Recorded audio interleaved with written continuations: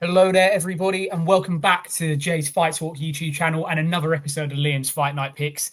Been quiet for a few weeks with the action taking a bit of a lull, but as we kick into a massive month of July, had to bring the show back, and I'm delighted to have my good friends and my regular co-host on all things boxing, really, watch-alongs, no punches pulled. Sam, how are we, mate? Yeah, good, mate. Good to be back on the JFT channel, Liam's Fight Night Picks. Buzzing to get stuck into, like you say, a long overdue good week of boxing. Yeah, absolutely. Action on Friday, action on Saturday. Doesn't leave the state of New York, from the mecca of boxing in the MSG to the mecca of tennis, really, in Flushing Meadows down in Queens. But we've got some action coming, and it should be, look, it's more of a weekend for the trade, isn't it? But there's still some interesting matchups across both cards. Yeah, I'd say so. Yeah, definitely. The most captivating fight you would say for the casual fans is probably on Netflix on Friday night with Taylor Serrano 3, isn't it? Hamza against Berlanga is a great fight, but for the casual audience, they probably won't be overly interested in it. Like you say, us hardcores, we're all over it, but great weekend of fights for us. Yeah, absolutely. So without further ado, mate, we get stuck in, and we're going to start Saturday night in Queens, and we're going to go for the WBC title between Alberto Puello and former IBF title holder Sebriel Matisse. Look, Puello, we know what's planned for him, as it says here. Dalton Smith is his mandatory. Dalton Smith accepted a little bit of step-aside cash to allow this fight to happen in order to allow, in order to get his date locked in further in the year. But I don't think when he agreed to allowing Puello to have a defense, he expected Sebriel Matisse to be the man in the other corner, did he?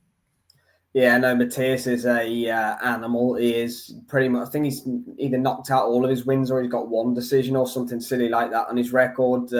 We saw him come up short at home against Liam Paro. I think he was distracted. He didn't look himself that night. He's come back with all knockouts, I think, since then. He's going to be a dangerous fight for Puello, but we've seen him in with punches before. Gary-Antoine Russell. And he's navigated his way through that fight. We saw what Russell did to Valenzuela recently. He's WBA champion, I think, now at 140. So, it's going to be a tough night for Puello, but he possibly has the style to negate Matisse.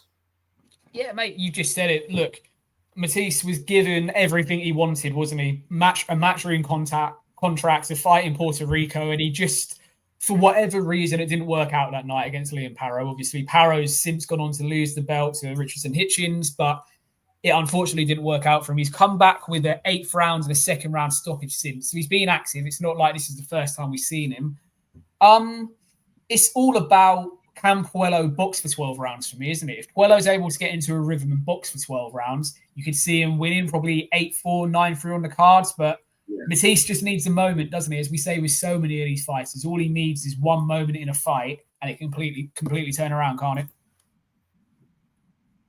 Yeah, he does. He's seasoned, Puello. Like he knows his way around the.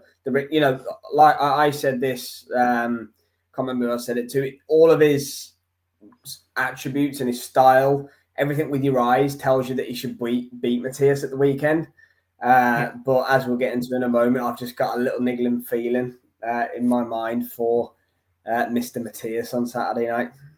Yeah, listen, before we get into our predictions, if you are planning to watch this fight on the zone as part of the ring card, make sure you don't go away during the fight. It's guaranteed to be action. Matisse could probably be 8-9 rounds down on the card, but we know he can turn it around. We'll get into predictions. I think I know where you're going to lean with this one, mate, but enlighten everyone watching. Yeah, so like I say, everything tells you the way that he dealt with, a split decision win over Anton Russell. He labored. He didn't look great against Sandor Martin, did he, last time out? But Liam Paro's true colours for me came out in the Hitchens fight. He kind of was easily outboxed, and he outboxed Matisse. Yes, he was at home. Yes, it was a big stage. But if you've got it, you should be beating people like Liam Paro. However, I can't help but pick him to win this fight. I just feel like he's going to win. There's less pressure on it this time. He's fighting in New York. He hasn't got all the home fans with him. He'll have a few fans, of course, the Puerto Ricans. Many in New York, but I just think that he's going to drill Puello late. He might be behind on the cards, but I'm going Matisse KO for this one. KO. Back end of the fight, you think he's going to come late? Yeah, I do. From behind on the cards. Yeah, I believe everything you said, mate, and I can see a way where Matisse is able to do it. Just finds a way to win down the back end of the fight, but I just think Puello will rack up too many of the early rounds, get into a lead, and then he'll just have enough to negate Yeah. the punching power. As Matisse becomes a bit more desperate down the stretch, I think Polo will be able to get out of the way of the punches and just see his way to a points victory. And hopefully, from a British point of view, it means we get the Dalton Smith fight and perhaps a long overdue announcement of the British card for the second half of the year, which we're definitely in need of. Yeah. I don't think Dalton will want much of Matthias, as you said earlier. No, definitely not. But we're going to move across to the MSG on Friday night and the supersonic all-female card that's been put together by Jake Paul and MVP. Look, we said it last night. Doesn't matter what you think about the man at the figurehead of this promotion. You have to applaud him and just say, whatever, what an event you're putting on. You're putting all these female fighters together. Only two fights on the card don't have world titles attached to them. We may never get another card like this, but we're going to focus on the British front. And Ellie Scotney, look, she's already got the IBF and the WBO belt. She's looking to add the WBC belt to her collection. She's a very impressive fighter, Ellie Scotney. Look, for me, yes, she's won all her fights on points, so she's never got a stoppage. But she goes to work for 10 rounds. If she needs to dig in and show you something a little bit different, she's capable of doing. What do you make of Ellie Scotney, mate? Yeah, pretty much echo what you said, to be honest with you. I think a variable we need to talk about with Scotney as well is the Shane McGuigan partnership. Yeah. Another fighter who's incredibly close to him. We know about Shane's track record of training fighters. He's proven time and time again he's one of the best trainers in the world. I was impressed with her. I remember we watched her last fight against Motor. I think she picked up her IBO belt or something like that along the way. She stood in trade a little bit more. Like you said, she's never had a stoppage win in her career, but I don't necessarily think that means that she doesn't have any pop, because I think she does, but I also think that she sometimes goes safety first approach as well, Scotney. Mercado's going to be an interesting one for her. I think she should genuinely have too much, shouldn't she? But again, I don't know, is it her first time fighting in America? I don't know if it's going to be a different experience for her. She fought there before, actually. Yeah, against Serrano. Yeah.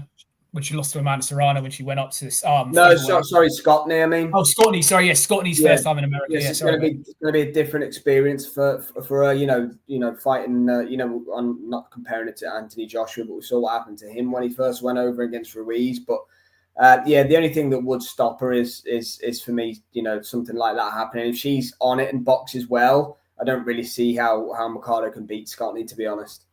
Yeah, I mean, look, we'll talk about Mercado quickly. She's held this belt since 2021, so she's a long reigning WBC champion, and she's not one of those female fighters that's been inactive. She's defended it 7 times, and this is her 8th defense on Saturday night. So, look, she's an active fighter. In that time, she's also stepped up to featherweight to lose every round pretty much to Amanda Serrano. Her last defense was against Ramla Ali, who's also back on this card, the Anthony Joshua managed female fighter. She's seasoned, she's active, but a bit similar to May Motor in January. You just think Ellie Scotney is going to be too young, too fresh, too hungry. And little by little, the Queen of Catford is moving away towards undisputed, isn't she, at 126? Yeah, definitely. There was, it's 122, isn't it? She fights that because Sky Nicholson. No, it's all right, because you confused me then, because I was like, I thought who beats Tiara Brown, beat Nicholson, didn't she, for the WBC belt? But yeah, that's a potential fight. Sky's moved down now to 122, hasn't she? She got a victory at the weekend. So yeah, wouldn't mind. I know they've been linked together for actually quite a while, Scotney and Sky Nicholson, but Sky's in a difficult position now because she's a Matchroom promoted fighter and all these girls have gone to MVP now. So we know their relationship. Look, Katie Taylor's a Matchroom fighter and she's fighting on the card. So it's a possibility, but away from Sky, yeah, I think Scotney will have too much here, mate. Yeah. Going Scotney on points, mate. Scotney on points, yeah. Surprise. Completely agree. Completely agree. Ellie Scotney on points and another notch on the belt, like we say, on a climb up towards undisputed. Look, we're going to move back to Queens. We're going to move back to Saturday night, and we're going to move on to Shakur Stevenson and William Cepeda. 34 fights into his career, William Cepeda finally gets to go for a world title. But look, this is all about the rock and roll star that is Shakur Stevenson for me. Yes, he's got his critics. Yes, he doesn't always fight in the most attractive way, but the stage is set for Shakur on Saturday night, isn't it?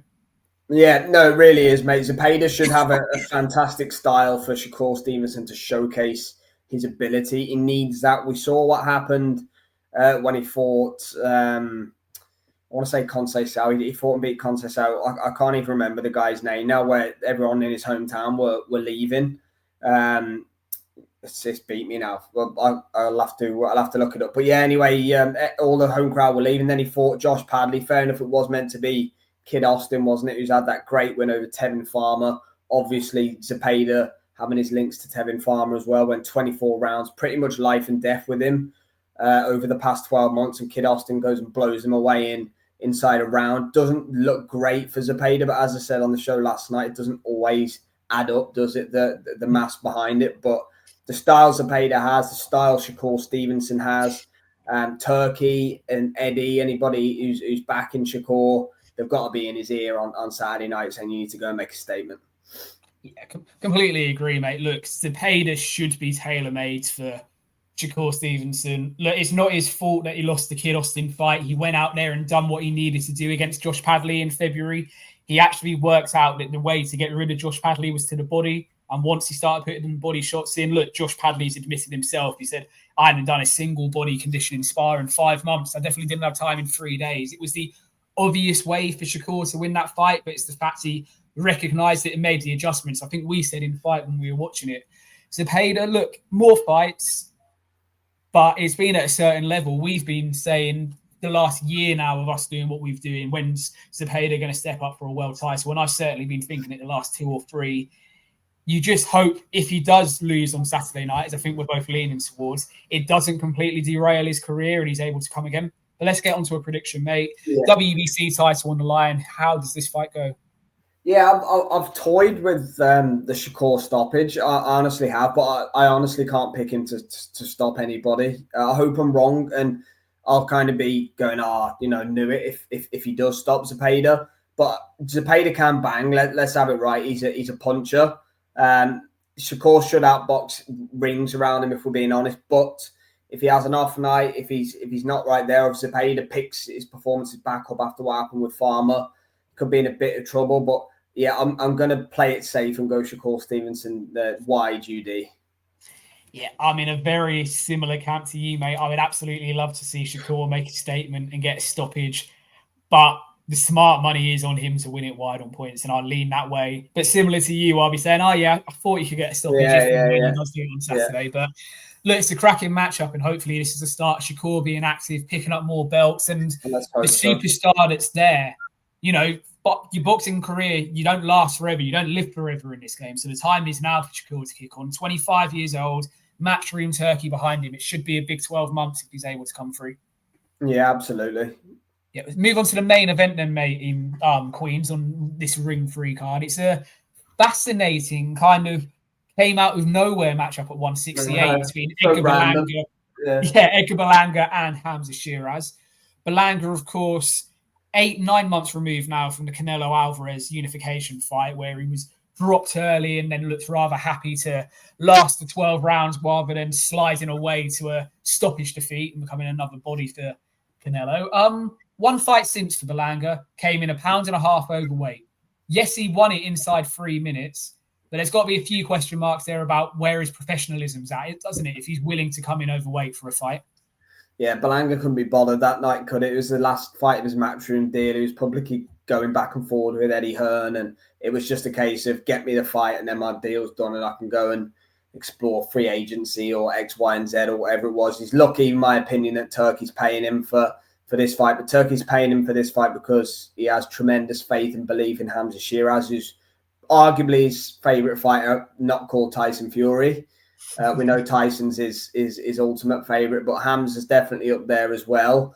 One thing I'll say before we get into picking it, I do commend Hamza and look, Berlanga as well, but I think Berlanga didn't really have many places to go. But a lot of fighters you see these days kind of dip their water when they move up in weight. Obviously, he had the poor performance against Adames in the fight that he lost, but he got the gift draw. But he could have dipped his toes in at 168. But look, when Turkey's putting up all that money, you can't really dip your toes, can you? If you're getting paid probably a couple of mil, which he is for this fight, I get it. But fair play. Berlanga's a dangerous fighter, especially in those first 6 rounds. He really is dangerous. And look, Hamza's been down before. He's been hurt before.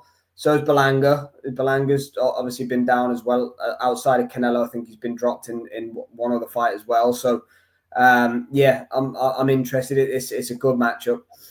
Yeah, it's a good matchup. And look, let's just touch on Hamza Shiraz quickly. And you've just made a good point yourself. Look, on his record, he's undefeated. But we all know, anyone who watched that fight, he was very lucky to get the draw that night. Yes, he didn't become a world champion, but after the first 4 rounds, I'm pretty sure I only gave him one other round. He just couldn't deal with what was in front of him that night, which is a shame. But he's made the move up to 168. He's made the move over to Andy Lee. The man who always seems to have a master plan with his fighters, always seems to get a tune out of them. Look at what he's done with Joseph Parker, Paddy Donovan, etc. You just hope that Andy Lee's put his arm around him and told him not to look back in anger about what happened in February, and said, look, we're on a new path here. This division's going to suit you more. It's going to suit your weight more. It's going to suit your style more. I just think that, look, he's managed to get Frank Warren to stand by him. He said to Frank, stand by me. I promise you I can deliver the world title that arguably you set up for me against the Dames and I wasn't able to capitalize on. Berlanga is probably the right kind of opponent. We didn't want to see Hamza going back down to British level. Would have been very easy for him to decide, 168 British champion, who is it? Oh, it's a vacant belt. Right, give me the number one challenger, which is Kieran Conway, I'm pretty sure. And, he would have blasted Kieran Conway, similar to what we saw him do to Liam Williams and Tyler Denny et al. He's going in and taking a risk, and it's got to be applauded. So I do agree with you, mate. I just hope there's no hangover from the fight in February, because we did notice when it wasn't going his way, he seemed very lost in there, didn't he? He almost seemed disengaged. There's rumours of his hand being hurt and stuff like that. So who knows? The old X-ray appearing on social media. Yeah. We're 4.5 months removed from February the 22nd. It is what it is. It's done now. I've picked Hamza to win the fight. I'll stick with it, but I am drifting back towards Berlanga by the day, for being honest. I think my quote was 51-49 to Hamza. I genuinely think it's that close. I think if it goes early, it'll be Berlanga catching Hamza. I think the longer the fight goes on, Hamza's better technically, in my opinion, than Berlanga. But again, is he going to be gun shy? What's going to be going through his head after what happened in February? Who knows? But yeah, Hamza, late stoppage for me, mate, but not confident in it whatsoever. I'm going for Hamza on points. I agree with you. I think Berlanga, you've got the first 4 or 5 rounds where he's going to be dangerous. And if he manages to get Hamza on the floor or get him in trouble in the first 4 or 5 rounds, then I think he'll kick on and probably win it on points. But I just have a feeling that Hamza's size, Hamza's strength, yes, he's not going to be bullying guys like he was at 160, but he should still have too much for Edgar Berlanga, who himself is a natural 160 fighter, who moved up to 168 for the Canelo payday and, has stayed at 168 because he can't get himself back down to 160. I just want to see Berlanga make weight on Friday. That's my big thing for me. Yeah. If Berlanga comes in on weight and rips, then we got a fight and Hamza's going to have to work hard. If he's overweight again, we could get a Hamza stoppage. I'm going for Hamza quite wide on points, but if Berlanga doesn't look up for it on the scales, it could be a stoppage. Yeah, sounds fair. Yeah, so it leaves us with one fight to talk about, mate. It's the fight that all around the world people will be tuning into on Netflix. I was going to say a clambering to see, but it's not really the case, is it, the third time round? Look, as I've said here, you really want to do this again? Katie Taylor will take the fight. She is more than happy to take Jake Paul's money and laugh all the way to the bank. This is the second time she's done it. But what is this about, this trilogy? Katie Taylor has won both fights. Yes, they were close fights, but down on the record, Katie Taylor is 2-0 up in this trilogy. I just don't see... Well, I know why we're seeing the fight, because money talks, but I don't see it going any differently, really, mate. I mean, Serrano does have that ability to possibly stop Katie Taylor, but you just feel it's going to go the same way again, don't you? Yeah. Look, I actually don't, to be fair, but it wouldn't... Obviously, we know one thing for a fact, it's going to be close. We know every time that these two get in the ring, it's going to be close. I'm with you. I'm with the overwhelming majority of people that I've seen. I'm not clambering to see the trilogy. Yes, it's 2-0 to Katie. I think she won the first fight. I think the second one was very close, to be honest with you. But I actually think she's more weathered than Amanda Serrano Taylor. I think she's having to dig very deep to keep getting these performances out. I think she looked more tired than Serrano at the end of the fights. Look, she's winning them, so who am I to judge what she looks like at the end of the fight? But I think she's going to the well. I don't know how many more times she can go to that well. Look, if Nikita and Jake Paul are handing her $5 million a time, I'm sure the well can be found by her, as it would any other human being. But yeah, I think she might struggle on Friday, mate. I really do. I think we said it. I think all three of us said it, including Jay, were worried if she'd have it in her in the rematch. And she surprised us, didn't she? Not surprised us, but we were really happy to see that she's she an was under the able to lights fighter, mate. She loves the pressure and the situation. It's all she knows. Yeah.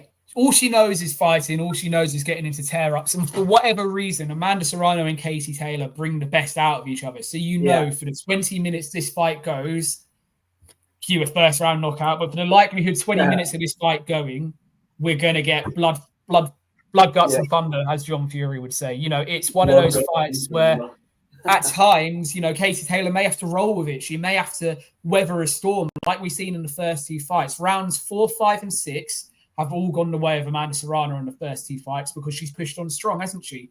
But then Katie's managed to come back.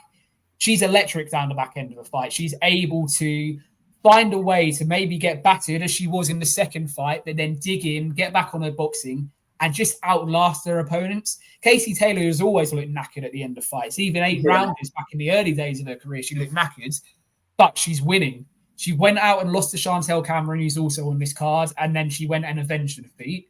And now she's willing to do it again. Look, she's a generational talent. I want after this, if she doesn't retire, I want her to fight either at the Aviva or Croker. I don't want to see anything else for Katie Taylor. That's what she deserves. But there is something in my head as well, similar to you. How many more times can she do it? Because she's not had Katie Taylor, considering we could talk about the lack of depth in female boxing, she's found pretty much every tough, hard, rugged female boxer to fight in the last 4 years. Fight after fight after fight. She keeps going there. And you just wonder, with her age, with what happens as you get older, with anyone, not just females, before anyone says it, you just wonder, is this going to be the night where it catches up with her? Yeah, well, what's going to happen? She wins again, and Jake Paul and Nakisa pay her another $5 million in 6 months' time. In which case, if I'm Taylor, I'll just keep going until Serrano wins as well, because she's getting the generational wealth every time she steps in the ring, which credit to her for doing. And look, it is what it is. Jake Paul's got deep pockets, so I'm sure they're not too concerned about it. But yeah, look, I pretty much said it anyway. I think Serrano will win this one on points, mate. I think she gets a long overdue victory on Friday night. You're saying all the money Jake Paul's putting up is finally going to yield success. We're not going to have Eddie Hearn giving it bags at the end of the fight again. Mate, I'd love to see it. I really would love to see it. I just want him to look at Jake Paul and tell him to stop crying again, mate, like he did last time. That was the moment of the night. But no, prediction for me, I'm going to back Katie Taylor. I just think she's going to do it again. Look, she'll go in there almost feeling like, why do I have to do this? I'm 2-0 up. I shouldn't have to do this. So she's not going to want to go in there and get beaten and then open up the conversation to, did she actually win the first two fights? She's going to want to rubber stamp this trilogy, make it 3-0, take the money and either retire or have her swan song in Ireland. So I'm going for Katie Taylor on points, but it's going to be tight. It's going to be close. And Jake Paul is not going to be happy at the end of it again, most likely. And he's probably going to be looking for another 10 mil. Well, I hope so. Big up Katie Taylor. Let's hope she can do it. Live and free on Netflix Friday night. We'll be there. Absolutely, we will be. But that brings to an end another week of Liam's Fight Night Picks. Thank you very much, Sam, for joining me. Pleasure, mate. Thanks for having me. Yeah, just quickly, as I'm sure most people that watch this know, Sam has his own channel, SW Fight Hub. You'll find shorthand predictions, which he puts out by himself, live predictions with myself, Jay's Fight Talk, and him every week, review shows, no punches pulled, live watch-alongs. Pretty much you can see our faces near enough 7 days a week if you really want to. But sure can, make sure you're following Sam if you're not. Myself and Jay will be back for Straight Talk either Thursday or Friday evening. We're going to get that locked in, so make sure you join us as well. Fantastic fights coming up. And if you think this weekend is good, next weekend we've got the undisputed heavyweight crown in England. We've got a return of Manny Pacquiao for the WBC welterweight title, and we've got the small matter of Bam Rodriguez trying to lock in a fight with Puma Martinez in Saudi for later this year. Thank you very much for watching. See you next time. Cheers, guys.